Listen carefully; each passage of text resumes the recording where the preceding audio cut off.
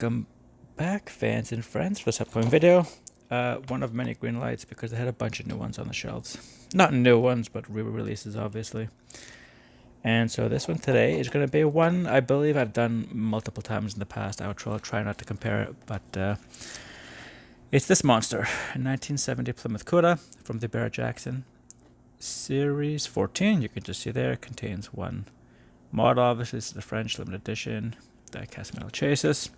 There's the English for it, 1/64 scale, adult collectible. I don't believe I saw this like when I first started 2-3 years ago. So I believe they've added it in the recent years in order to appeal to its popularity and or rising in value.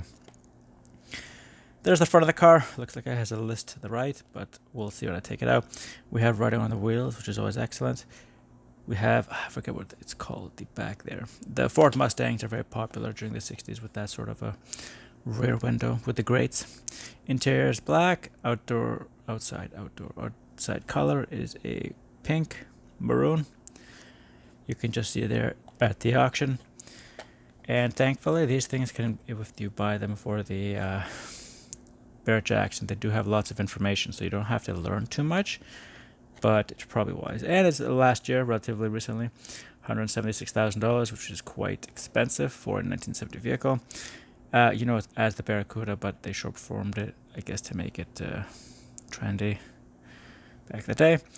And we have here, uniquely, we'll be seeing it with the 340 V8 engine, not the 383, the Hemi, or anything else special, which is probably one of those weird things where people wanted a performance car, but then they didn't get the performance engine, and here we are. Because you see its numbers matching. So straight from the factory. And we have the torque flight transmission. Slapstick shifter, obviously making a manual. It is finished in the original factory combination. Well, there you go. There's the exterior, Moulin Rouge exterior. Over a black interior is registered only for in this outfit. With the 340 and a hardtop, so there's a lot of variations, I believe. Dealer demonstrator, so the car put on a lot to show it to everybody. And includes rare options in 1970, air conditioning, power steering, power disc brakes. Light package. Oh, that's what it's called. Louvered windows. So that's what that back thing is. Like I said, Ford Mustangs have a lot of them. And front and rear spoilers, however, are 15-inch Riley tires. And BF Goodrich. So that is what written on the name. I don't see the front spoiler, but I don't think I read front splitter. So the goal here would be to pop the hood, as you can see there, because it doesn't overhang. It'll be a little bit more difficult. We can just see a little bit of a gap there. Sadly, the rear light, if it's not done in a different paint, it does look a little bit more red, so I think they did do a good job. You can just see it there. And you can see radial TA, BF Goodrich for the tires, which look roundish, no damage to it, which is excellent. So there will be, like I said, I have a bunch of Greenlights. I do believe, actually, there's a GL Muscle version of this car I did buy. I will see what it is. But I do not believe it is the 340 version of the car. I believe it is the Hemi. So, right out of the package, we see that it comes with the standard insert from Greenlight, which tells you what car it is. They don't put the engine size on it, so that's one of the things you're just going to have to know. So, into the front of the car, we have nice and shiny, easy to see into the cabin. No wipers whatsoever. The defrosters are part of the hood and unpainted. There's the tie downs, the two inlets for the, let's just say, supercharger and or power assist kit, turbocharger, supercharger. And we can see there into the front. Usually, but not always, they have Plymouth written on the inside. So you can just see a bit of an issue there. See, this grille part is not level like that one is. And it's painted kind of oddly as opposed to this nice and evenly. Those bottom lights are okay. Front splitter okay. I don't see the front spoiler though. Lights are just painted, not inserts. On to the left side, radial TA from Bridgestone. Oh, sorry, BF Goodrich. It's just nice and easy to read finally, and it's done evenly. Although it looks kind of weird on that back tire. I don't see any other markings along the side of the car to tell us what it is. Cuda or anything, or 383. Onto the back, we have Cuda right there. Nothing about Plymouth. Lights are done uniquely. I do like that. The rounded rear end. I do not remember. Oh, sorry. There's the exhaust. It's not in the back. It's on the sides. So there we have it. The boat-shaped rear hull. Definitely not like an actual predatory fish.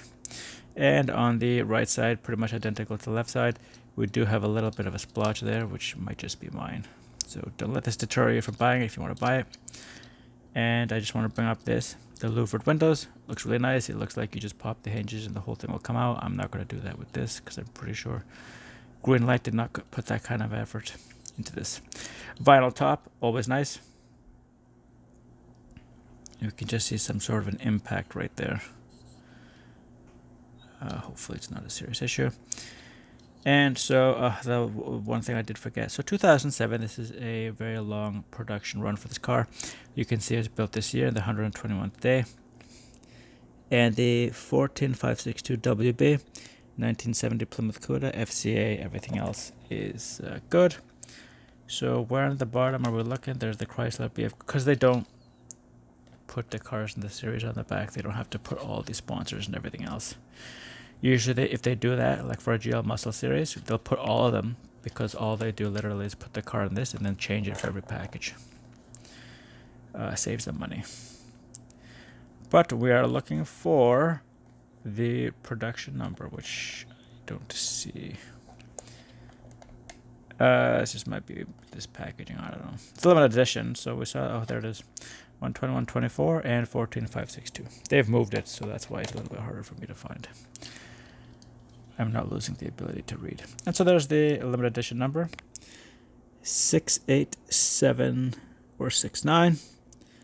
There's the GL number, because you know it's a very early one from 2007. GL016. And there you see the exhausts. Unusually doing the back loop. There's the transfer case at the drive shaft, going to connect the power to the rear wheels, because this is a rear wheel drive only car. And now the fun part, I'm going to, hopefully it's very easy to pop the hood, but I have been disappointed before. Those Camaros were a nightmare. And I do not want to damage this.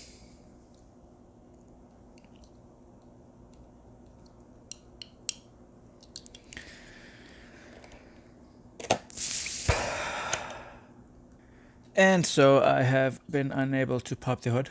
It is quite hard to open it. You can just see there though, there's the two arms that go into the underside of the vehicle to make it open, but unfortunately I am not capable of opening it. So the other last major thing I didn't cover here was the spoiler.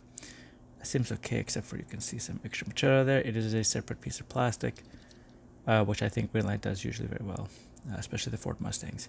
Into the top of the body there. Otherwise, like I said, reasonably well done. It does not want to roll though, so it might need some repairs. We'll see. It has the really wide tires. So as you can see there, they're so wide that they grind up against the outside shell. The car, these ones roll, I don't know if it's these ones. Oh, so it rolls backwards, doesn't roll forwards. Anyway, thanks you for watching, fans and friends. If I do manage to pop the hood, I will definitely show it, probably in a short. You don't need to hear this twice. Thanks for watching. This is Thomas from Toronto, and till the next one.